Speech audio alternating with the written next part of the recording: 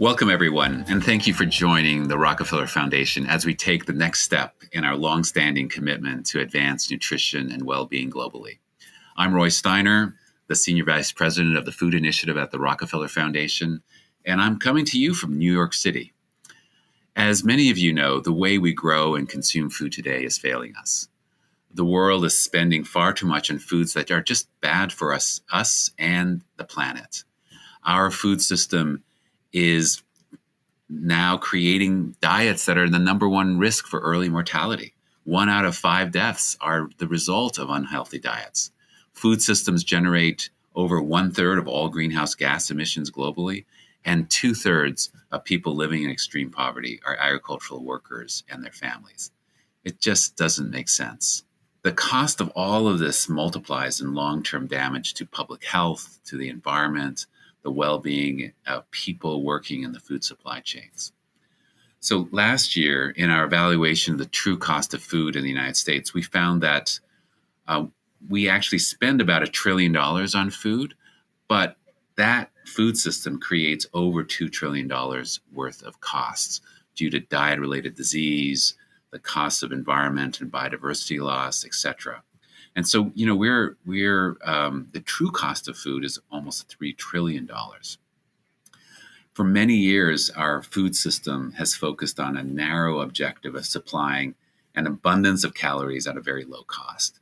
And we're just starting to really understand the impact of this on people and our planet.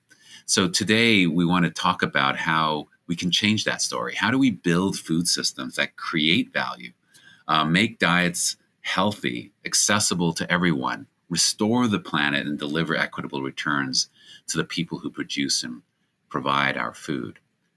Today, Dr. Rajiv Shah, the president of the Rockefeller Foundation, will share our new commitment to good food. Then we'll hear from partners who are paving the way to make good food accessible to all. It's really exciting to think about how much can change for the better if the world starts to embrace these solutions. So thank you all again for joining us today. We are thrilled to be sharing this journey with you. Thank you, Roy. And hello, everyone. I'm excited to tell you about the Rockefeller Foundation's new commitment to help nourish people and our planet. Today's conversation couldn't come at a more important time. The pandemic has pushed 240 million people into poverty. The World Food Program estimates that today, 276 million people are experiencing hunger, and 44 million of them are just a single step away from famine.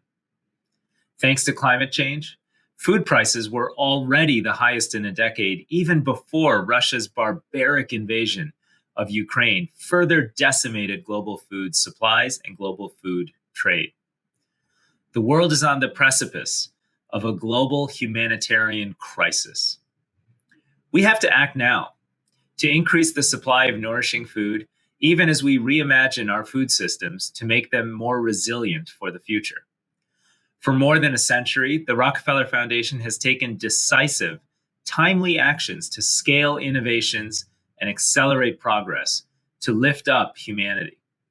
That work includes our work on hunger and food security. For most of our history, the foundation was focused on maximizing agricultural productivity, increasing the quantity of food available. In many ways, it worked brilliantly. The foundation has helped to increase food security for billions of people around the world. Unfortunately, the same global food system now generates too many negative health, environmental, and equity costs. That's why today we're increasingly focused on the quality of food. And that's why I'm so proud to announce that the Rockefeller Foundation will invest $105 million, our largest ever commitment to human nutrition, to increase access to good food. Good food that nourishes people so they can live full, productive lives. Good food that regenerates our environment. And good food that creates real economic opportunity for the 4.5 billion people who produce, sell, and serve it. You'll hear more about this commitment from Roy and the rest of our incredible team. I want to thank them for all the work they've put into developing this program and for their determination to transform how we think about food. I also want to thank all of you. You're here because you believe the same thing we do. Everyone deserves to be able to eat food that's good for their bodies and their minds and our planet. By transforming our food systems, we can not only make them more stable, we can also identify ways to counter chronic disease, address inequities, and curb climate change. Thank you for your commitment to good food.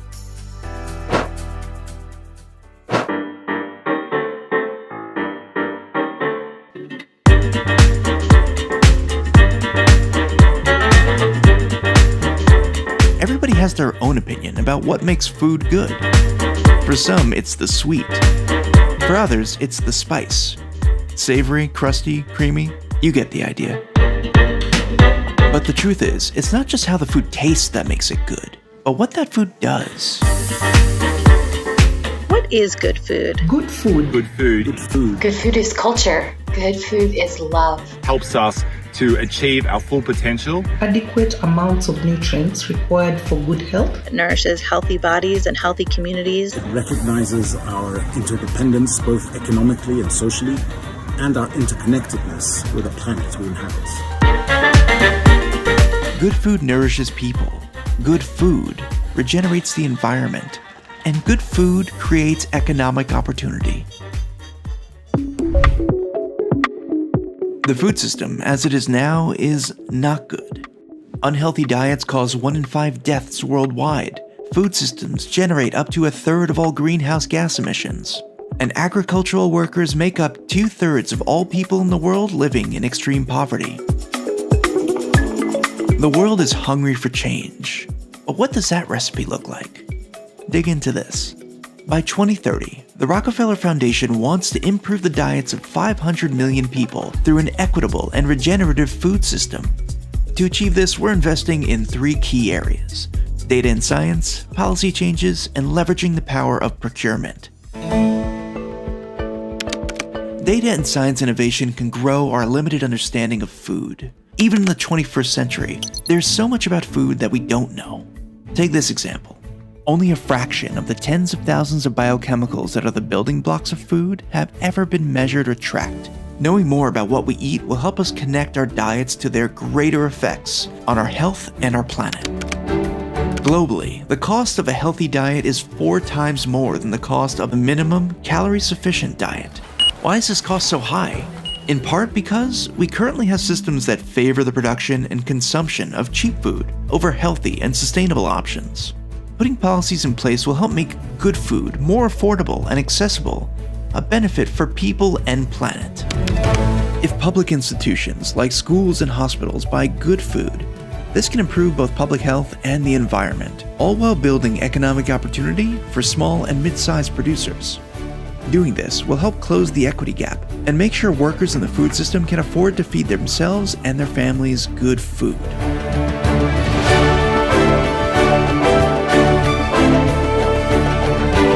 Through data, policy, and equity, we can see the systems we have now transform in the next decade. That's how the Rockefeller Foundation and its partners can make good food available and accessible for everyone.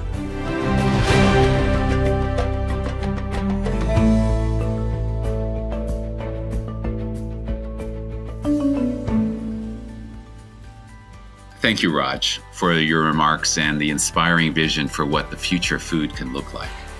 Now, let's get into some specifics. How can we advance good food? To talk about how we get more good food into the world, we'll be joined by leading food system thinkers. Thank you and welcome to our panel. Thank you, Roy.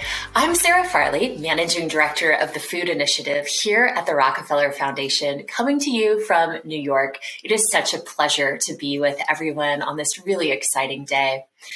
While our food systems are indeed failing us, we believe we can incentivize the food systems needed to produce good food. We can create healthier, more regenerative, more equitable food systems.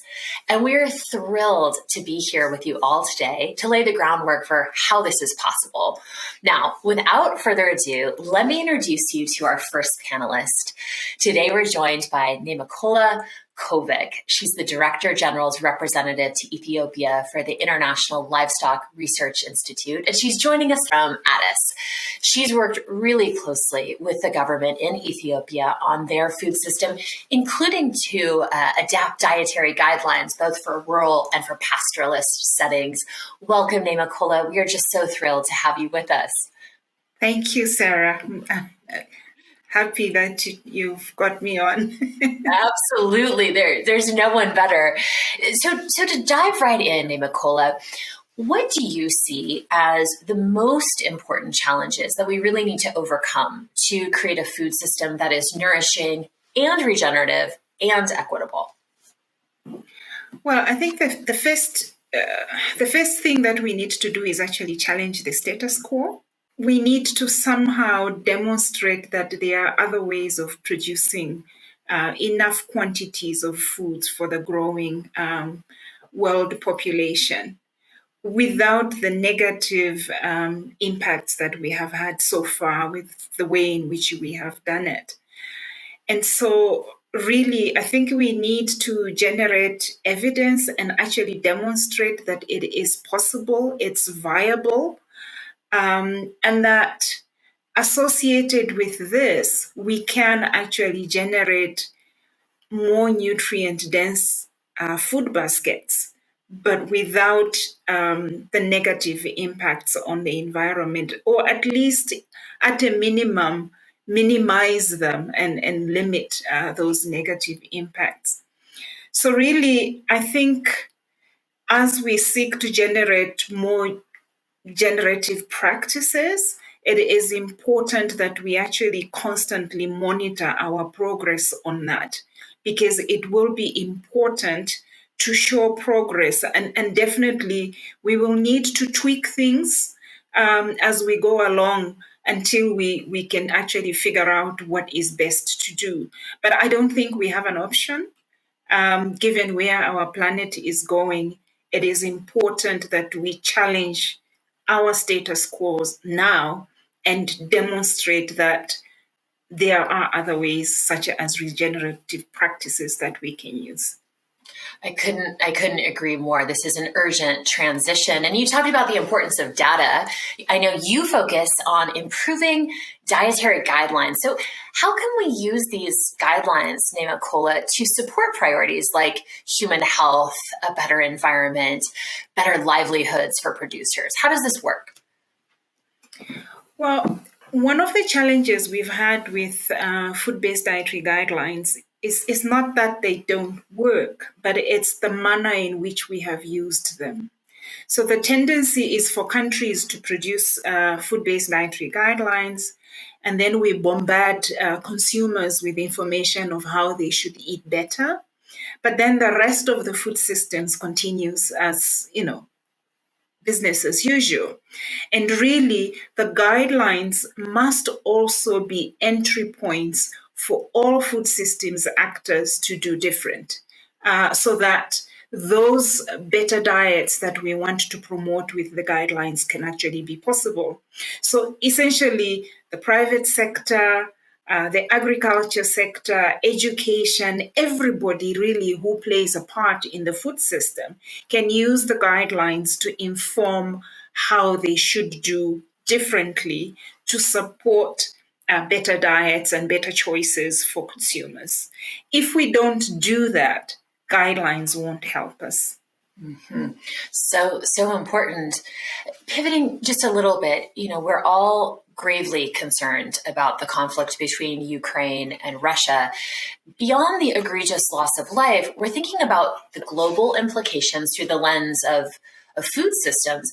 When you look at the prospects for nutritional security, especially in Africa, what concerns you most about the Ukraine-Russia conflict? The immediate concern is higher food prices, and we are already beginning to see signs of this. Many African countries actually depend on Ukraine and Russia for wheat imports. But even worse than that, even for those countries that do not use wheat as a major staple, we do depend on Russia, Ukraine, and Belarus for our fertilizer inputs, for example. So it's not only about the wheat that countries import from the two countries, it's also our ability to produce other crops that have got nothing to do with the warring area. And so really it's quite a challenge, not only for the wheat that we recognize as coming from there, but our ability to produce other foods where we depend for inputs from the same region as well. So yeah, I think we are in trouble, and really we need to find alternatives quickly. Yes, for Africa and for so many other regions around the world. Let's talk a little bit about purchasing and large scale purchasing. What are some of the ways that the large scale purchasing by organizations helps to shape the foods that people eat and the way that it is produced to be more beneficial to consumers, producers, and the planets? I know you know a lot about this topic as well, Paula. Yeah, when I think this is more positioning of public procurement for better, to be able to influence trajectories for transformation. I think we overlook the power of things like school feeding, early learning centers, universities and colleges, hospitals, prisons even. These are bulk buyers of food. And when we think in terms of, for example, low and middle income countries, we are told, oh no, there's no market for this and there's no market for that if we do whatever. So these bulk buying opportunities through this public procurement can provide those big orders that can actually change the needle for the companies that are seeking to do better and produce better products. So they can be supported that way. But it's not just about procurement. These are institutional settings that could also be used to improve both diet and nutrition literacy amongst the recipients of the services that are provided. And so the same way that private sector has used these institutions to market things that we shouldn't be eating, why not turn it in a positive direction and use these institutions to move the needle in a positive direction instead? Provide the markets for the companies so that they can't use market as an excuse. And so really, I think it's a missed opportunity that we can do more with. So inspiring, and we share that view.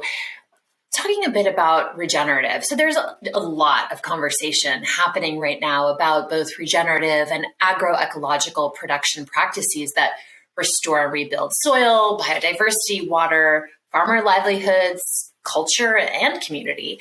What do you see as the sort of indicators and outcomes of regenerative practice that we should really be building the data picture around? I think the big one is around soil health in particular, and your ability to improve the quality of soil and environment. If the regenerative practices are working, that's the first place where we should actually see it. Better soil quality, better productivity of soils that previously struggled to make meaningful production. We struggled to make meaningful production from. So that's one indication. I think the second indication would be the ability for us to generate a diverse food basket from these soils. And that will also be another indication, because in managing soil health and the regenerative practices, they benefit from diversity. But we need to engineer that diversity that we need to bring on board as part of the regenerative practices. We need to engineer that to try and produce a more diverse food basket so that both the soil quality and environment, as well as what we put on our plates, can actually tell us that in this particular setting, we are moving in the right direction. So those are areas, I think, to monitor and ensure that they become beneficiaries, if you will, of better regenerative practices. So promising. A final question for you. What does a good food future look like? And what are the bright spots that you see right now that give you hope? Actually, for all of the criticism that the UN Food Systems Summit endured, it actually gives me hope. At least for Africa, it definitely gives me hope. We had all these multiple dialogues that country engaged in. And what gives me hope about that is that there was a lot of talk around improving the diversity of our food basket. There was a lot of talk about doing so in a sustainable way for long-term food security. And then in addition to that, then you have the situation where the African Union actually took the conversations that were going on in countries to develop a common position. You know, something where with common goals across border that would help build momentum across the continent. I don't think we have had a time like this one where the countries have been talking about diversity and sustainability and wanting to do things differently at the same time as the continental bodies were saying, okay, based on what you have said, here is what we think are common goals for us as a continent.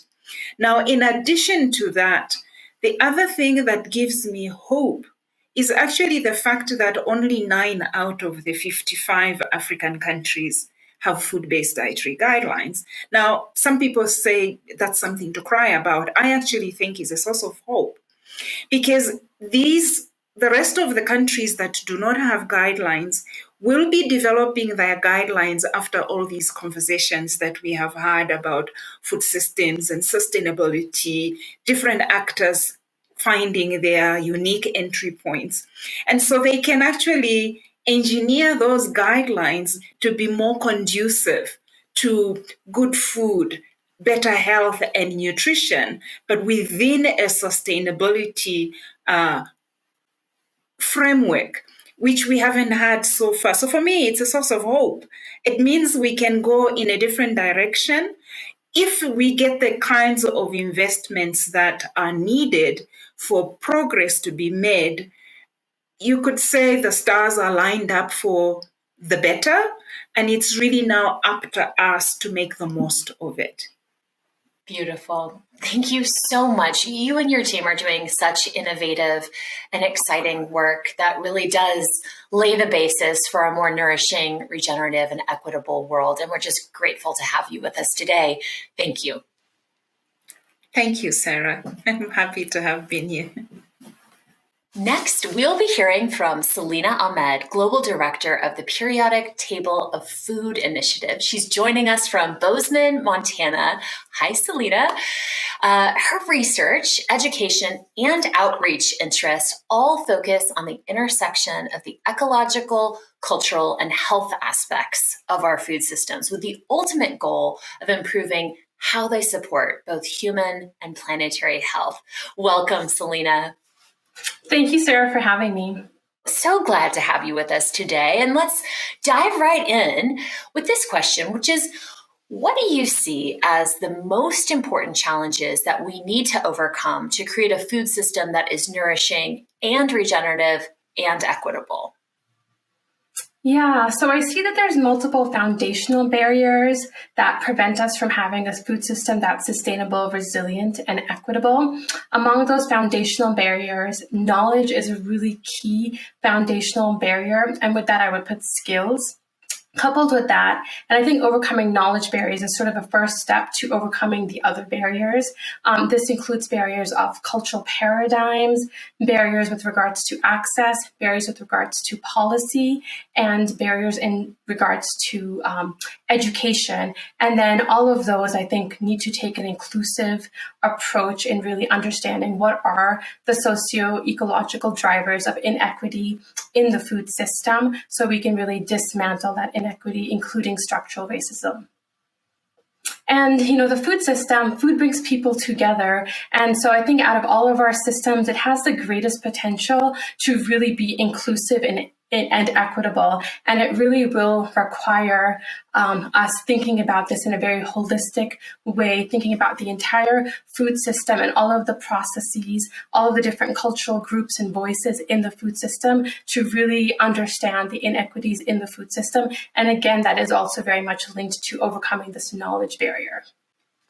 Wonderful. You spoke so much about inclusion and about knowledge, which is a great segue into this next question. Your work with the periodic table of food, it focuses on creating just a better understanding for all of us in terms of what actually makes up our food. Based on your research, do you feel like people actually understand what's in the food they eat? And why does it matter if people understand that? Yeah, so acknowledging that there is different ways of knowing, just in terms of the scientific understanding of what's in food, I think most people, and based on our research and sort of global trends in research on this topic, most people think they know what's in their food, but actually their understanding of what is in food, there's a big knowledge gap. But scientifically, this is also driving that knowledge gap. We actually don't have a comprehensive scientific understanding of what is in food. And so, for example, most existing food composition databases measure, let's say, 150 macro and micronutrients, those essential nutrients that are really helping with mitigating micronutrient deficiencies in populations. In addition, there's thousands of additional compounds in food that we are seeing emerging research showing the linkages of those compounds to our metabolism for mitigating diet-related chronic disease. And this is really important as our food system and the health outcomes in our food system are shifting from micronutrient deficiencies and inadequate food to also including overeating of food linked to diet-related chronic disease. And so having, a wider comprehensive understanding of what is in our food will really enable us to begin to understand these dietary patterns, thinking about foods as an ensemble of what comprises our diets. We can really begin to understand what are the different analytes that are driving healthy diets or unhealthy diets. In addition to what's intrinsically in food, we also have very little understanding of those exogenous compounds that are increasingly entering our food system based on agricultural practices, based on processing. For example, the processing of ultra-processed or highly processed foods has a lot of exogenous compounds that weren't intrinsically in the food themselves. And so we have a very little understanding of that. And then I would also, like to say that this can really help us begin to understand drivers of health outcomes in ways that we've never thought possible before. So it wasn't that long ago where we didn't have a comprehensive understanding of vitamin C deficiency, for example. And just that research on that one compound has, created this paradigm shift in the way we treat, for example, scurvy. There's also the discovery of folic acid specifically and how we're looking at birth defects. And more we're realizing that it's not just a specific nutrient, but it's really how these different compounds are coming together to create our diets and understanding what those patterns are. So we really need to begin to understand those patterns. And I also wanted to add that, food composition is not static, it's very dynamic. And so what's in an apple, greatly varies based on the way it was grown, based on the way the soil was managed, based on the environment, the latitude, all of these practices, and then the way it was stored, the way it was harvested, and all the way from the time it was harvested till we get it to our plates and eat it. There's all of this variation that happens that ultimately is shifting what is in the composition of that apple. And we actually don't have comprehensive understanding scientifically about that. So that's, and going back to that sort of knowledge foundation I was talking about, we really need to have that knowledge base so we can then use that knowledge to think about how can we shift cultural paradigms in the way we're growing food that can really help us understand and manage diets better. And one more thing, so that's sort of the scientific understanding of food. And I did want to acknowledge that there is different ways of knowing. So for example, in indigenous communities that I work in China and here on tribal reservations in Montana, there is an understanding that some foods have specific energies that are life-giving. And I did want to acknowledge that there is different ways of knowing what is in your food and that this understanding can really complement the scientific understanding. So important to make that recognition that we're not just talking about scientific data, but other ways of knowing, as you spoke to it, needing to be combined to point us toward our food future.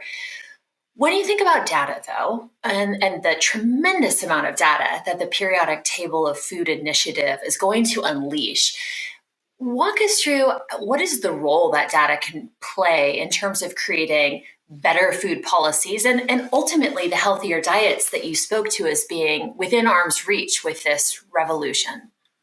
Yeah, so the Periodic Table of Food Initiative is ultimately creating the most diverse and comprehensive food composition database in history. And not only will it have a comprehensive data on what is in food, all of those compounds that are endogenous to foods as well as those that are exogenous, it will also have environmental data and cultural data of those factors which food composition varies under. And it will also be linked to health outcomes. And so we will be able to take all of this data that's collected in a very standardized way and democratized way, and really by scientists around the world. So it's not just us at the Periodic Table of Food Initiative that are collecting this data. We're really creating this enabling platform for scientists in all countries to be collecting this data on their local and edible biodiversity, including underutilized crops, including wild foods.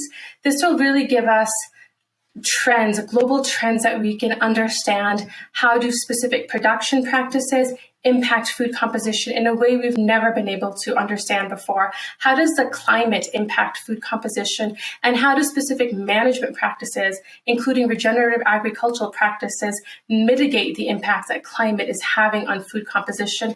And then what are the implications for our diets and for health outcomes?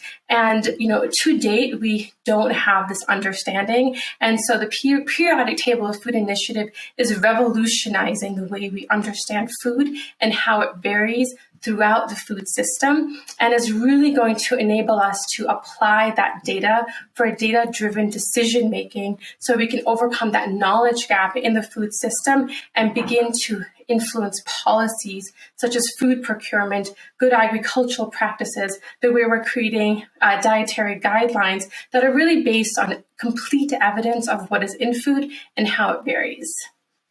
I think those two examples, particularly dietary guidelines and good agricultural practice, as real-world examples of the kinds of policy translation through the Periodic Table of Food is so important and really exciting.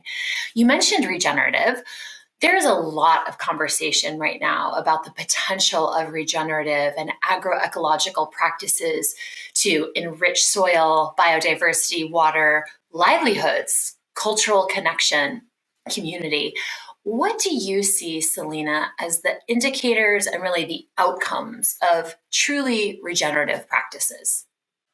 Yeah, indicators of truly regenerative practices should really span the entire food system, thinking about the way we're managing soil, so looking at soil organic matter and soil health, looking at the way we're managing landscapes more broadly, thinking about biodiversity, genetic diversity, species diversity, and then thinking about diversification more broadly across the entire food system, all of those diverse processes, policies, incentives, And then thinking about how we're procuring food and the composition of our diets and dietary quality. And key to this, and really a nexus between production and consumption, is food composition or food quality. This I really see as a central outcome for really regenerative practices, as understanding and knowing food composition can tell us how a specific food was grown, the conditions that went into growing it, the regenerative practices that were involved, and also how it was processed. If it was processed in ways that are nurturing to those endogenous compounds that are intrinsic to foods and really upregulating those secondary metabolites based on the way the ecosystem was managed, to the way it was processed in ways that are regenerative as well to our diets, as well as to health outcomes. So really seeing biodiversity, soil organic matter, food composition, dietary quality, food security, and livelihoods and well-being holistically, including mental well-being, as a holistic way of looking at outcomes for a truly regenerative system. Very good. I'm going to offer you the same closing question that I did to Nimakola, which is, so then what does a good food future look like? And what are the bright spots that you're seeing today, Selena, that give you hope? Yeah, so again, good food future, again, is built on a food system that is based on diversification. I just think that's so critical, and that feels whole, that feels complete to each stakeholder within the food system. So for example, here in Montana, we've been working and doing interviews with farmers and ranchers, and we've been asking specifically about the impacts of climate change, and we're seeing that it notably impacts the mental well-being of farmers. And so thinking about, good food in the future, we would not be seeing these issues based on the mental well-being of farmers. They would have confidence in the way they're farming. And, on the consumption side of food systems, also working here in Montana with tribal communities, there's really high rates of diet-related chronic disease and in food insecurity. We wouldn't be seeing these issues, right, in a good food future. We would really be seeing nourishing food systems that are good for us and are also not burdening ecosystems. Also, I would add that, these systems they would have meaning, they are delicious, they give us hope, and something to look forward to. So right now many of us are used to going to the grocery store, not all of us, but many of us are used to going to the grocery store. And if we are desiring a specific fruit, we can get that fruit that might be not in season. But that takes away a little bit of the joy that you might have. For example, we have this beautiful cherry harvest that happens on the Flathead Lake over here. And there's an enthusiasm and a joy of only enjoying those cherries during that, 3 weeks off that harvest instead of all year round. And so that's a food system, I think, that gives joy and inspiration. In terms of thinking about, what are elements of hope, there's tremendous amount of hope that I have right now for a good food future. Part of that is based on the emerging initiatives, including education initiatives that are focused on food. Initiatives like this that are really thinking about a good food future gives me tremendous amount of hope. Around the world, we're seeing increasing programs in food systems and sustainable food systems. The students of those programs, the innovations that they're embracing and engaging in give me tremendous amounts of hope. Thinking about people that are increasingly accommodating and integrating agrarian practices into their lifestyles, if they can accommodate that, or making decisions that are supportive of a sustainable, nourishing food system through their purchasing practices. Research that shows price premiums that consumers are willing to pay for healthier, more regenerative practices gives me tremendous amount of hope. And, thinking about the global agenda, the sustainable development agenda, how food systems are increasingly on that agenda, give me tremendous amount of hope. So I have a lot of hope for a good food future. We need all the hope we can get, Selena. So thank you for that. And thank you for the incredible work that you and your colleagues are spearheading with the Periodic Table of Food initiative. We're so grateful to partner with you and stand by you as you uncover what really makes up our food. Thank you, Sarah. Our next and final panelist is Paula Daniels, co-founder and founding chair of the Center for Good Food Purchasing, where she supports large institutions that purchase food, like schools and hospitals, to figure out the role that procurement can play in better supporting people, animals, and the environment. Paula has done extensive research to uncover the true cost of food through true cost accounting and other methods. And before we bring her on, we'd like to share a short video explaining how much the food system in the United States really costs. You think you know how much our food costs? Think again. When we buy food, we pay for much more than just the fruit on the tree. Costs for labor, transportation, processing, and production all go into that price. But that number is just a slice of the true cost of food. Consider everything we don't pay for at the checkout line. Impacts on the environment, underpaid labor, benefits for farm workers, the cost of diet-related disease. Those things add up. Altogether, the true cost of food is estimated to be at least 3 times what we currently pay. But don't think we're getting a good deal here. We're actually getting squeezed. Society pays that balance not out of our pockets, but through other means, like rising healthcare costs, effects of climate change, and food workers who are often underpaid and undervalued. This is the true cost of food, and often marginalized communities pay the biggest share. There's some good news. Understanding these additional costs can help us make better decisions, not just about what we grow and eat, but about the systems and policies that affect what ends up on our plate every single day.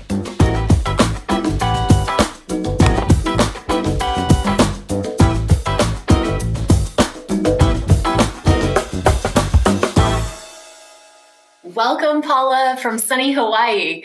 So delighted to have you join us today. Thank you. I'm so pleased to be here. We're just so happy to have this conversation with you. Your work with the Center for Good Food Purchasing is truly incredible, and it's demonstrated that it is possible to optimize public purchasing, not just to price, but to values like human health, local economic development, environmental effects, and more. And you've worked closely on several projects related to true cost accounting. Can you offer a brief explanation of what true cost accounting means and how it can be applied to increase the accessibility to good food? Mm-hmm. Yeah, there are a couple of things to keep in mind here about our food system. One is that it is largely an economic system driven by private enterprise. And yet, at the same time, it is a public good. It's an absolute necessity for public life. So what's important for us to all keep in mind as we navigate the food system in the way that we do every day is that we need to focus on those places where there's an intersection between that private enterprise and public good. For example, many of us drive cars that are privately owned. There are trucks that are commercially owned, yet they drive on highways, which are publicly provided. So what are those intersectional pieces? And that's in part what the point of true cost accounting is to look at where are those places where public investment can start making a difference. Now, true cost accounting itself, I think of as like having X-ray vision into what the external costs of food are. So it helps you look beyond the sticker price. So if you think of the sticker price as the skin sort of covering the rest of what is in the body, right? So the sticker price just shows the transactional price, but beyond that, there are many hidden costs, as the video just showed. There are hidden costs in terms of health and so forth. So when you have this analytic framework, like the one that the Rockefeller Foundation developed for the true cost accounting in food, that looks at all the multidimensional aspects of what's involved in getting that food to the store, to the institutional purchaser, wherever it is, then you're able to see more clearly what the dimensions are of the impacts of that purchase. And as I was saying earlier, then focus more on that intersection between public good and the private transaction of buying food. So how can we reorder our investments so that we can make it more healthy, more supportive of local economies, and fair labor and the environment? Brilliant. I'm never going to forget true cost accounting as X-ray vision. That's brilliant. So how can we guarantee that these good foods are accessible to all income levels? And what interventions are you seeing that demonstrably increase access to good food? Mm-hmm. Well, our program works with public institutions. So we think of public institutions using public money for the public good. So we primarily work with school districts, which are very large food service providers, and also serve in many areas in the United States, in particular, the most vulnerable populations. So that's one way, is that we can make sure that the public institutions purchasing that's serving needy populations, because if you have a public institution engaged in food service, generally that's the mission, so that their dollars, their hundreds of millions and actually billions of dollars all told, are moving in the direction that supports the overall goals of public service as well. By that, I mean the community goals of health and community worker well-being. So then what are some of the ways that you've seen these large-scale purchasing efforts by organizations really help to shape the way people eat foods and the way the food is produced to be more beneficial to humans, consumers, producers, of course, but also the planet? Mm-hmm. Well, our system is a rating system that gives them feedback on their purchasing and how they're doing. So we take their purchasing information. So we use our X-ray vision to shine transparency on how their money is being spent. So we'll tell them how much is going to local economies, how much is going to smaller farmers, how much is going toward food that is certified to be more environmentally sustainable, such as USDA organic, and so forth.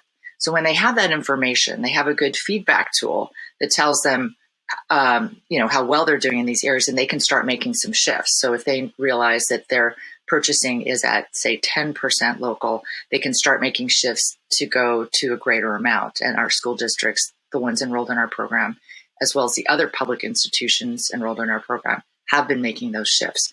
So again, I think having the transparency is really key. So knowing what these externalized costs are, for one, so that you know you want to make these changes, and then knowing how you're doing in terms of progress in making those changes, starts shifting how their procurement bids are shaped, their requests for proposal or requests for bid. They start requesting different types of responses from vendors, like tell us how you're going to help support our goals in purchasing more locally, more environmentally sustainably, and also with these healthier foods.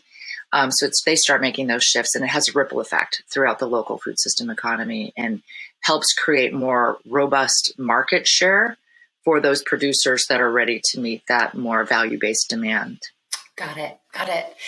Well, Paula, before we close, I'm curious to hear your views on this question we've asked Nimekolo and Selena, namely, what does a good food future look like to you? And what are the bright spots that are giving you hope?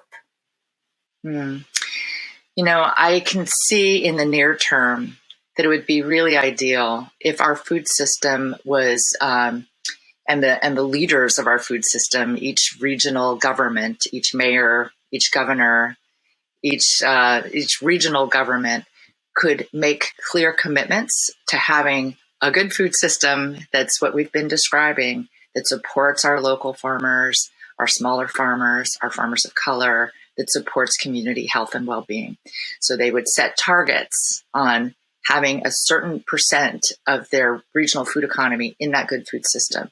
And let's just say 30%. 30% would be at least twice, if not 3 times better than what we have right now. It'd be a big change. It would make a big difference for our communities. So if they would set those targets and think about using the transparency that these tools we've been discussing offer, I think that would be a good start for a good food for future. And I have hope for it because I know there are so many organizations around the world that are working in this direction. That gives me a lot of encouragement and faith that we'll get there. Well, Paula, you give us hope, and we're so inspired by this work. And thank you so much to you and all of the panelists for putting forward your bold visions for the future of food and showing us all how it is possible to achieve a more nourishing, regenerative, and equitable food future. Thank you. Thank you all. It's incredible to see how all these visions come together and support good food. Our vision is a global food system that affords every human being a diet that is rich in healthy and sustainable foods, all while providing for its producers. Advancing good food will help bring us there. It's clear from today's conversation that many voices, individuals, and organizations will need to be working together to shape what the future looks like and to achieve food systems transformation. We look forward to working with many of you to make this a reality. Before we sign off, we want to share one last video to show what the future can look like. In 2019, the Rockefeller Foundation launched the Food System Vision Prize 2050 to help replace the dystopian narrative with positive futures for our food systems and our world. We called on organizations and universities, companies, cooperatives around the world to share their inspiring visions for their own local food systems. Today, I'm pleased to share a preview of these visions. Thank you again for joining us. We look forward to working together to support a future rich in good food.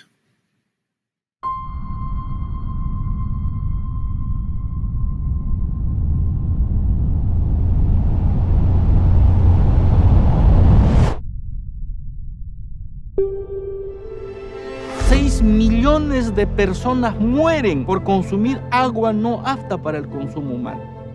作为一个国家，可能我们有14亿人口，但是有3亿人是有这个心血管疾病啊，或者有这个三高啊。Without the intimacy of human connection to the planet, we're really looking for trouble. We have a food system that's actually killing us.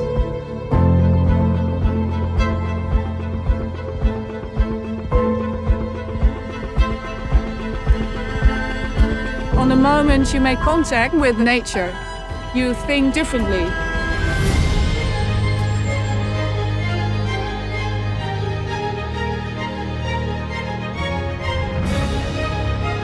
当我在看到这些植物的时候，它们已经不仅仅是一个西红柿或者是一个茄子。